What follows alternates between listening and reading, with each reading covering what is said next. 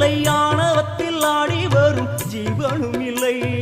சொந்த பந்தம் யாரும் இல்லை, சூழும் ஜனம் நல்லதில்லை.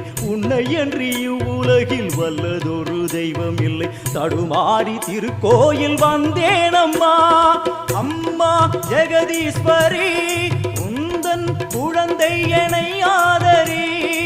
அம்மா ஜெகதீஸ்வரி, உந்தன் குழந்தை என்னை ஆதரி.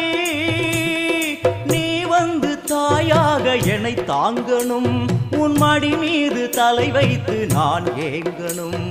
சலனங்கள் இல்லாமல் மனம் தூங்கணும், மனம் தூங்கணும், மனம் தூங்கணும்.